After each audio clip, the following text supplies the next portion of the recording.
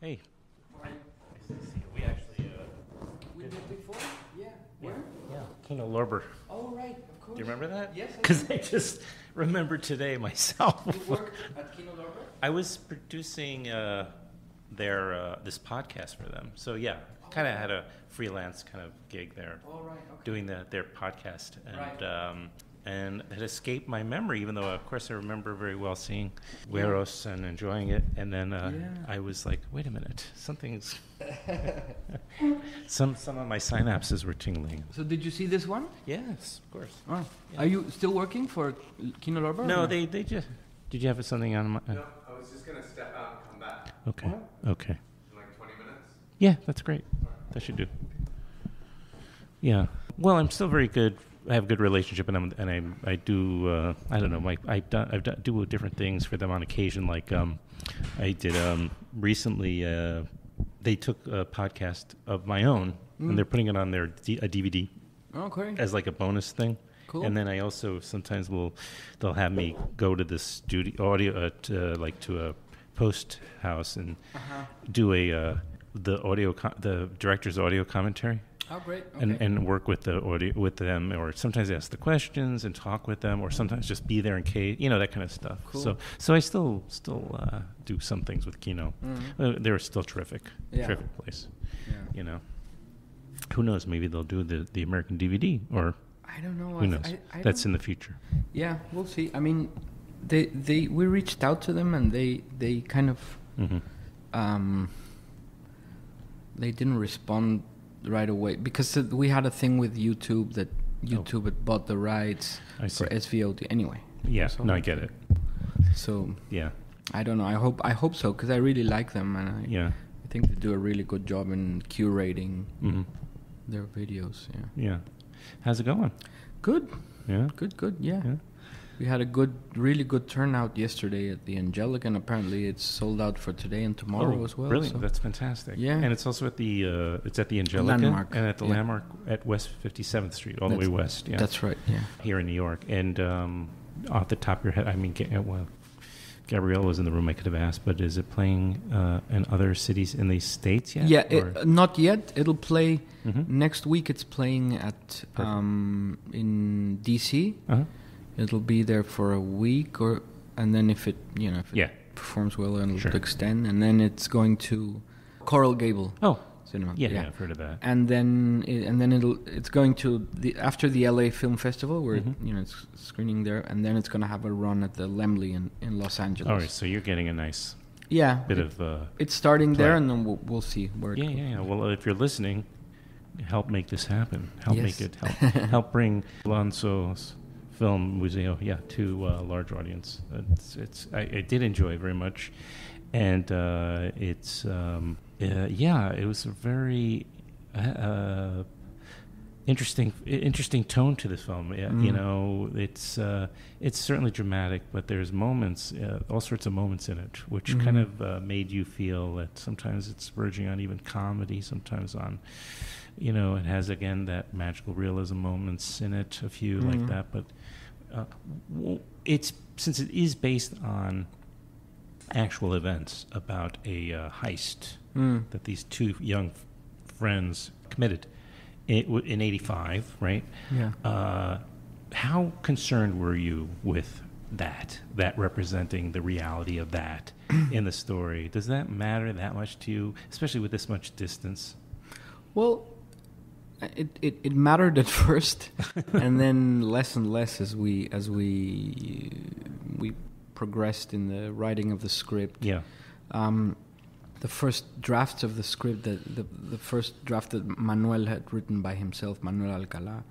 This is your writing partner. He's my writing partner on this film. Yeah, it was much closer to the facts, and then he offered me to direct the film, and I wasn't intending on doing something that I hadn't written myself, but this story, I remembered when it happened vaguely. Oh, you did? Because I was very young, so. Sure. Still in grammar school, as we call it. Yeah. So I just had a vague memory, but then when I started, when he told me the whole story and started finding out again what had happened. It was, I couldn't let it go. It was a fascinating story. Yeah. So, then we found that as we were writing, the truer that we tried to be to the actual facts, the less the film seemed to work as a narrative. How so? Well, I mean, for one thing, the real story takes place in. I mean, from the time they stole the pieces to when they got caught, it was almost 4 years. I see. Practical things for a film, it just doesn't. Yeah, and work. we tried. We did have these huge ellipses, but then it was just like time that nothing much happened. Right. And the only interesting bit seemed Things to be like sit in a closet. It doesn't make for great film. Yeah, it is. They were kept in a closet. I know. I read. Yeah. The only interesting bits were like the heist, and then when they got caught, and in the middle it was like not much. Yeah. So we kind of just decided to. We started off by killing characters, like the brother of this guy who had something to do in the thing. We kind of eliminated him, and then eliminated that person and that. And once we started killing people off and realizing that nothing bad happened, then we kind of became confident, that the way to go was just like really go fiction all the way. Right. It makes sense. Even then, when you're making up your own story, you run into logistical problems, or once you start fleshing them out, you realize this is not going to work. Exactly. Cinematically, or however you want to describe it. Yeah. So with a real event, it's even more can be more tricky. You know? Interesting. But Alcalá didn't mind. Your writing partner, he didn't mind. No, because I mean. Also, that was my condition to come into the film, that we rewrite it together. And I couldn't see myself directing something that I don't. I have to be involved in the writing for me to get really interested in the film. Right. Yeah. When I said, by the way, before, there was a little. There's not much comedy to it necessarily, but there's some moments. Like his relationship with his sister, that kind of thing. There's some moments. Let's talk about, of course, that Gael García Bernal is plays the lead. Mm-hmm. And then you have Leonardo Ortizgris. Did I get his name right? Ortizgris, yeah. Ortizgris, that makes more sense. Plays Leonardo Ortizgris. Is the other friend. They're old friends. Mm-hmm.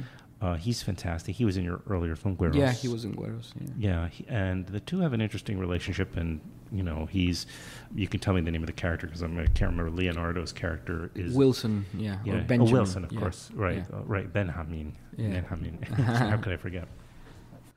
Is definitely seems to have limited mental. Yeah.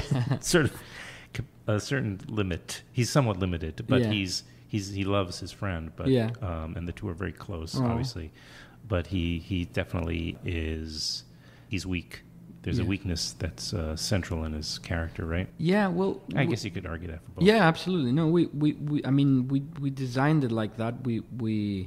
I mean, again, nothing to do with the real characters. Mm-hmm. When we were writing, we said, well, it just kind of led us into these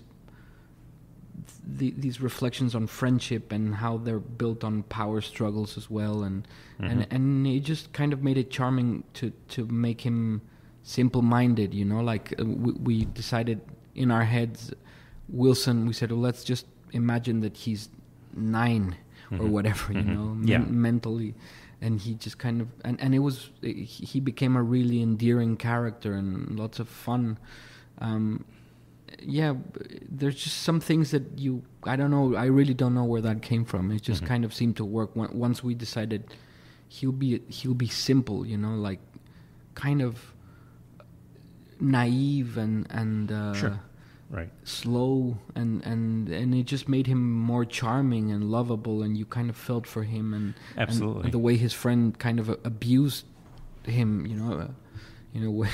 Well, at certain points, I guess you could argue, that it comes pretty close to that. But he's also, when you're given the power in the type A, it's hard not to resent it to some degree because you're pulling along this other person sometimes. Yeah. So it is challenging, anyway, I should mention just by way of a synopsis that they end up robbing this archaeological museum. Yeah, the National Anthropology Museum in Mexico City. No, right? Yes, Yeah. in Mexico City. Yeah. And they do it in the sort of the dead of night, because I think right, his character, Gael's character, was there on some freelance job or something. Yeah, Was it like he was helping with?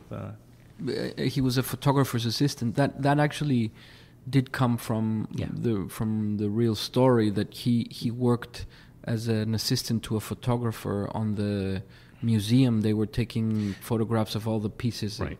And so he spent like a whole summer there, and he saw how they took them out of their cases, and so he was able to case the place as well, even passively, although maybe it was building up in his mind already that he could see. I don't know if he could see how poorly it was guarded, because it was and there was no alarm system. Mm-hmm. I mean, that's crazy. You think about a museum, even in the 80s, every museum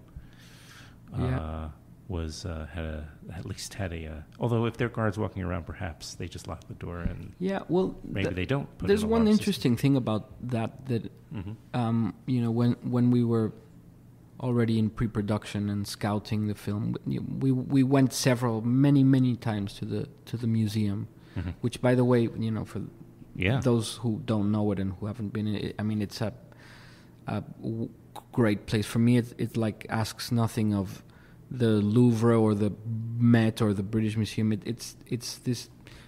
It was built in 1964, and it houses the largest collection of pre-Hispanic art.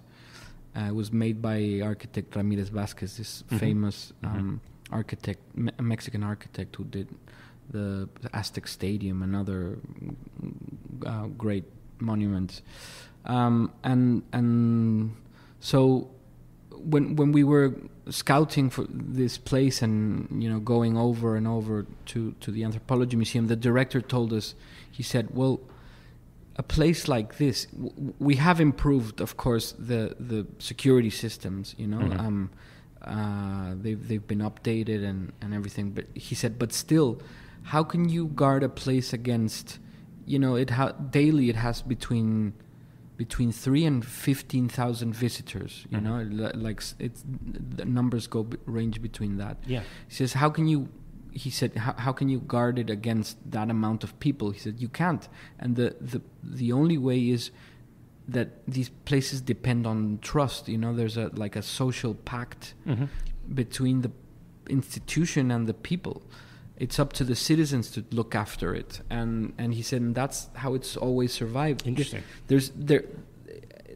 He said only once have they graffitied the walls of the museum, and it happened in 2000 something. It didn't happen in all. Like 40 years later. Yeah. Yeah.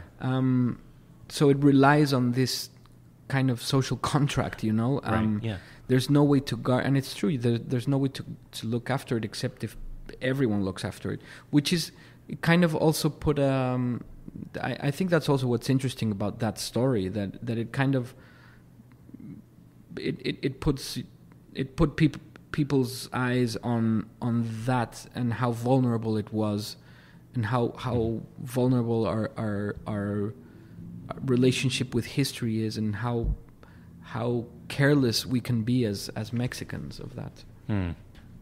But in a surprise turn, they let you shoot at least some of the film. No? Yeah. The museum, which is shows a great amount of, if it was a person, it would show a great amount of, not courage necessarily, but self-esteem or something, because, here they are, they were, showed they were fallible. They were, certainly breached. Yeah. That trust you described, this social pact, this trust that was breached, and yet they're still willing to let the story be told. Yeah, and be part of the cast in a way. Well, yeah, I mean, it wasn't easy. It was a labor of like 4 years. Really? It took like 4 years to convince the museum of to let us film there, because they don't, like, as a policy, they don't let film. They don't allow filming inside the museum. So they at first they said no, and we insisted, and we made this like really long campaign of like presenting them with all the benefits that it had, until they understood that the film was also going to be part of the memory of the museum. You know, it also, I mean, the film itself celebrates the existence of this museum, the creation, and this event is part of its story now. You know, these guys are part of the story. People came to see the empty cases. Yeah, that was, which kind of is an extension of that pact again, in a way, because you know, it's almost like taking this solemnity to the fact that they were stolen, and you know, like going to pay respect to that. Well, in a way, like showing like we care so much about that the breach was made in this contract. You know what I mean? So that they would go look at an empty thing. I mean, I don't think it was just sensationalist thing. I don't know. I mean, to be honest, I did read it as sensationalism. And you did? I didn't. And but you know, you never know. To interpretation. I mean, I remember seeing the pictures of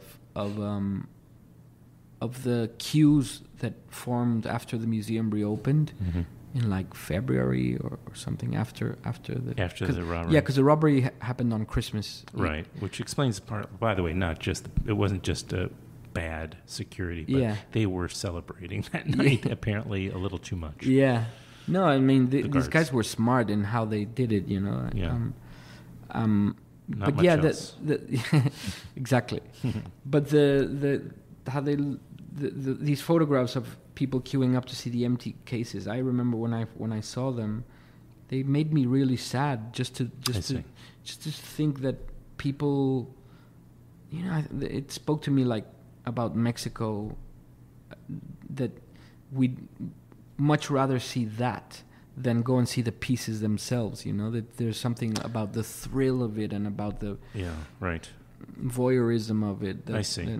Interesting. I interpreted it so differently I just figured that people would make a pilgrimage there in a way to express, but that's kind of counting in that they were going before that, and really valued this gift of this museum. You know, I kind of took that because the way you portrayed the family, and the response of the father. Okay, so when the robbery happens the next day or the days following, we see Juan, who still lives with his family, his parents' house, and by the way, his father is played by the great Alfredo Castro, who is, wonderful, and been in several of Pablo Larraín's films, including Tony Manero and Postmortem, some great films. And The Club. Did you see The Club? I did see The Club. He was great in The Club. Yeah, he's a great actor. Yeah. And so he, Alfredo's character, the father, is really outraged. I mean, you know, and really kind of has a really strong reaction to this breach against his country, and a sense of real nationalism comes through, you know. So, you know, it's anyway, I was saying that because he was living with his folks, right? And, oh, right, and the whole dynamic there. So I felt like this museum really represents so much, and the artwork, the archaeological history of the countries. There's a nationalistic feeling about it, like a pride. Yeah. I mean, I think both things are simultaneously true. There is in part of the population a real sense of pride and respect towards our past and our heritage, and at the same time, I think there's all like in mass we are like we can be a frivolous people, you know, that who's just seeking thrills and not paying attention to what really matters, you know. Well, and it just, that's not exclusive to Mexico. No, I was going to say, I think if you go to any museum here, the majority of the people there are not from America. Yeah, true. I don't know. Yeah. I could be wrong. They're mostly, Yeah, no, you're probably right. maybe they're mostly Mexicans. Well, Museo is, again, it's playing at the Angelika and Yeah. at the Landmark at 57 West here in New York City. So everybody should go check it out. Great filmmaker Alonso Ruizpalacios. I should apologize. There's no way I expect any of your fellow countrymen to pay for a wall. I just want to make that clear. that quite the opposite. We won't pay for it. Don't worry. Okay. I was going to say, if you're considering, please stop, because it's just there will probably. I'm hoping in the coming months there'll be even less of a reason to worry about a wall. Yeah. But no, the Mexican films continue to really be one of the great imports, as I tweeted earlier today. Yeah. You know, and what? So is this your second feature? No, you made a feature before. This is my second feature. It is your second feature. Yeah. You made shorts, I guess. I've made shorts. Yeah. Right. Yeah. Mhm. It's amazing how Yeah. quickly you're grown into kind of like an international filmmaker. The festivals festival responses have been fantastic. Yeah. Well, Really like a festival favorite. It's quite a yeah. a lot of I mean, pedigree. we've been lucky that Mhm. we've had good response, and yeah. Luck? People Is seem it luck? Probably, yeah. I mean, I bet that plays into it as well, for sure. Mm-hmm. Well, do you have another thing that you're kind of getting? Yeah, I'm working on another film. Mhm. I'm writing and rewriting right now, and it's a film that it's Mexican and American as well. It's a film it's about Mexican good. cooks set in New York, working in a New York kitchen. Oh, great! Well, I like that relationship, and Yeah, the more the better. The more interaction, the more of the relationship Mexico and the states have, Yeah. the better. I think Well, pushback, Yeah. cultural has to come from the cultural and the arts, the culture and the arts. It always does, right? yeah. Yeah, but I really loved Museo, and Thank you. you're welcome, and I hope it does get a real audience here. You know, I'll do my best myself to spread the word about it, and let's do this again the next time around. All right. You know, I Sure look do. forward to that. Sure will. Thank you. Thanks, man. Yeah.